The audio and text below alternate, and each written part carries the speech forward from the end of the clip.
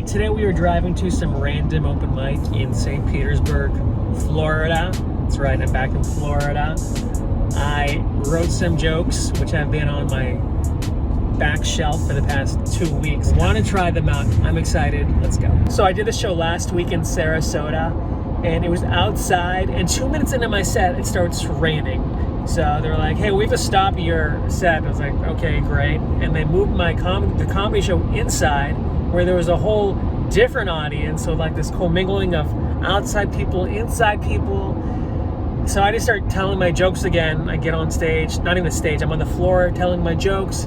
There was like a group of like black people on the left, and like this chick was super drunk, and she starts yelling, you know, and they were right. Like, they didn't pay to see a comedy show, and they didn't want to hear a comedy show, and here I am yelling jokes, and they were right next to the speaker. So, and I might have told her to drink and drive into a wall. So in my opinion, I think most newer comedians don't write jokes anymore. I've like this old school form of set up punchlines, and it's kind of disheartening to see this on stage, because sometimes I'll watch like an act and be like, what am I looking at here? Like, why are people laughing?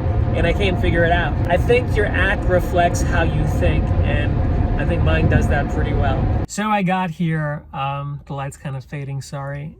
I'm actually booked at this club on Friday night. I'm supposed to do like 20 minutes, they're gonna pay me.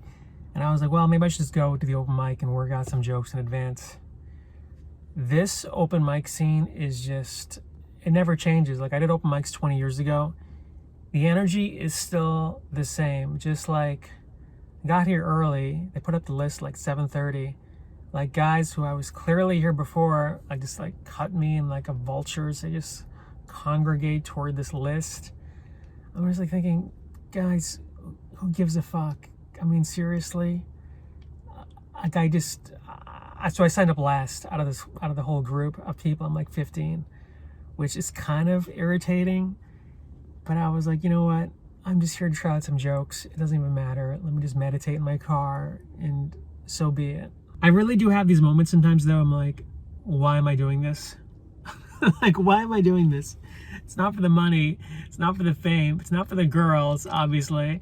So, like, why do I do this? It's because I'm an artist, and because I want to continue to grow as a comedian. You know, there's no other reason to do this. For me, anyways. I think people have their incentives, but I do have these moments where I'm like, why? Why, Tarun? Why are you putting yourself through this? You know, I was watching the morning show with my mom on Monday, and actually 2 days ago, and Jennifer Aniston's in it, and Reese Witherspoon, and Hassan Minhaj is in it, right? And remember Hassan, when I was like in 2008, like he was sitting in my car, like I used to like help run this room called the Westwood Brewing Company in California. Like, everybody used to do this room coming up. And I remember Hassan was in my car afterwards before he was famous, and he was like, dude, what are we doing, man? Like, we're Indians, like, we come from good backgrounds, like this is like just, it's scary. And I was like, man, don't worry, it's gonna be okay. And I'm watching Hassan on the morning show with like Reese Witherspoon, and I'm thinking, God, man, I'm sitting here in Florida just like eating my dick on these shows, and I'm like, is this the universe telling me, like, Tarun, like, just stop. This is delusional, and you're insane. I'm telling you, I'm giving you clear indicators to stop doing this, and you're wasting your time. Yet here I am in my car, in this minivan, you know, having to wait now another hour before I can actually do 5 minutes. So, this is comedy, people.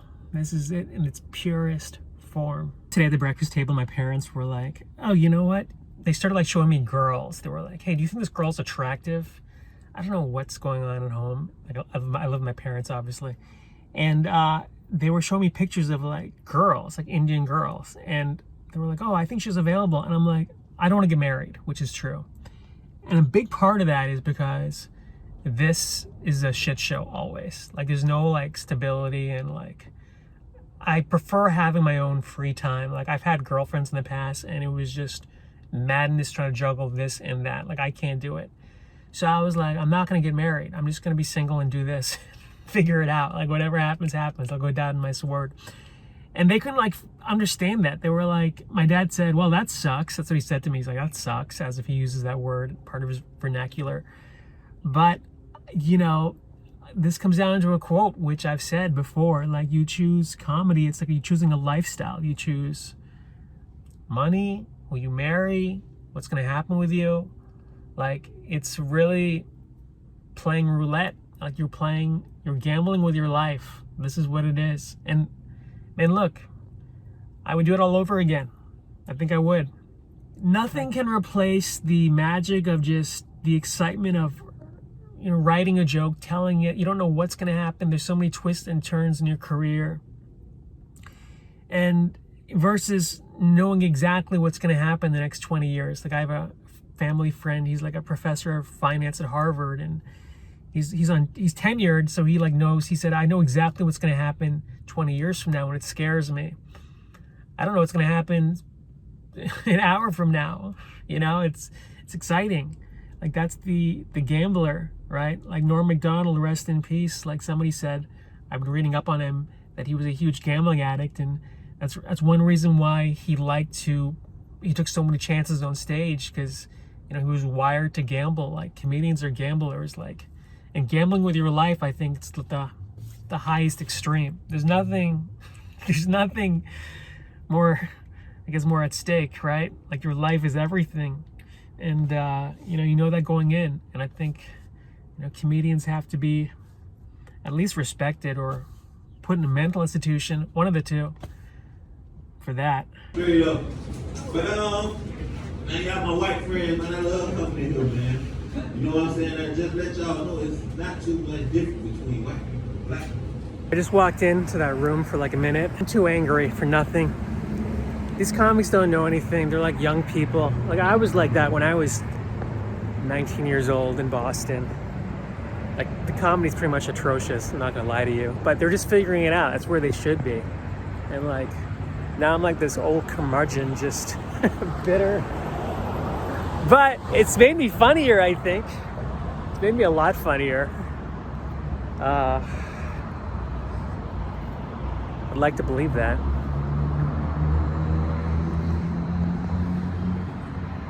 Anyways, I'm happy to be in Florida, though. Like, I have to go back to LA. I've got to do this private show as Bobby Kahn, right? In fact, they actually think I'm Bobby Kahn, so I've got to go do this show. So I'm gonna fly to LA to do this, and sometimes I'm like, should I fly early and just stay in LA? And I'm like, God, I want nothing to do with LA. And I have agents there too. I just haven't activated them. Like, I have a good theatrical agent, good print agent. But, you know, I just don't want to chase anymore. I said this before, I don't want to chase anymore.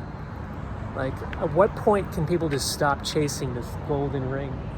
Maybe that's my problem. Maybe that's why I haven't made it, because I'm not chasing. Well, this vlog's almost come to an end. I'm at a gas station on my way home. My set was decent. It's funny, like, my act has changed so much. I can't tell if I've actually gotten better and found my voice, or I'm just the manifestation of the jaded bitterness I have accumulated over 20 plus years. So I bring that to the stage, and it's freeing. I mean, it's absolutely freeing, because I can just, you know, roll through my set no matter what happens. So, but I definitely need to be more aggressive in terms of getting stage time out here, and just, you know, not having to do these open mics to try new stuff. So, that's it. Thanks for watching. Take care.